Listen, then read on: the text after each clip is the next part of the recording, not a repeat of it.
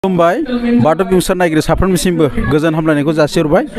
दिनै जोङो बे समाव उदालगुरि जिल्लानि सिङाव थानाय उदालगुरि बियाबनि लाइमोन आफादनि बे सावराय जथुम्मायाव दङ।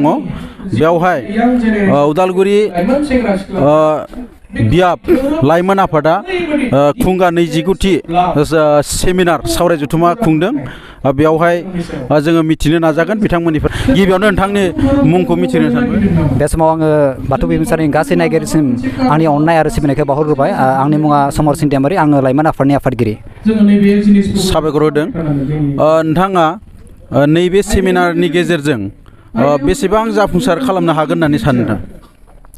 जोङो बे सेमिनारखौ खुंनायनि सिगां गोबां थांखि आरो माखासे अबजेक्टिभ्सफोर जों खानानै लादों आरो बैफोर थांखिफोरखौ जाफुंहोनो थाखाय जोङो दिनैहाय नैबे 20थि लाइमोन शिबिरखौ जोङो बे सिजुगुरि गामिनि बे गोथार थानसालियाव जोङो खुंनाय जादों आरो जों आसा खालामदों जोंनि बे माखासे थांखिफोरा जि थांखि लाबाय जोङो बे थांखिफोरा 100% जुदि साक्सेसफुल जायाबाबो एटलिस्ट नांगौ जासे साक्सेसफुल जागोन होननानै जों आसा खालामबाय।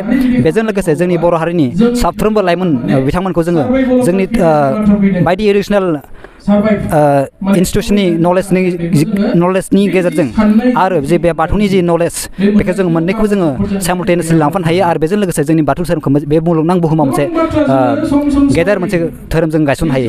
बेखौनो जों बे शिबिरनि गेजेरजों बेखौनो फोसावनो नाजादों। साबायखर होदों। आच्चा, सिगाङाव लाइमोन जिथु सेमिनार खुंनाय जायामोन, सिगांनि आरो दासिम 20 बोसोर जाबाय नोंथांमोना सेमिनार खुंनाया, बेसिम बेसेबां सोलायहोनो हानाय मोनदों नोंथांमोना? बे समाव गोबां बाथ्रा फैयो बेहाय।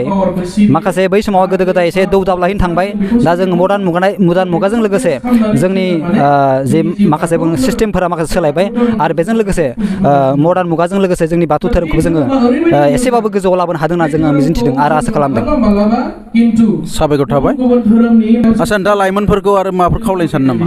बे समाव आङो लाइमोन आफादनि आफादगिरि जानानै आङो लाइमोनफोरखौ खावलायनो सानो जोंनि बे एडुकेसन लानायजों लोगोसे सिजौआरि जे गियान बुङो स्पिरिचुवेल नलेज, बे स्पिरिचुवेल नलेजखौबो जोङो लांफानांगौ आरो बैफोर गियानखौ लानानै जोङो जोंनि जिउआव केरियार दानायाव जोङो मोनसे गावखौनो गियानि गुनि खालामनो हायो। आरो बेनिखायनो बयबो लाइमोन बिथांमोनखौ आङो जोंनि बाथौ धोरोमखौ फोसावनांगौ आरो गोसो गोरबोआव जुना लानांगौ होनना आं गुरै खावलायहरबाय। साबायखर।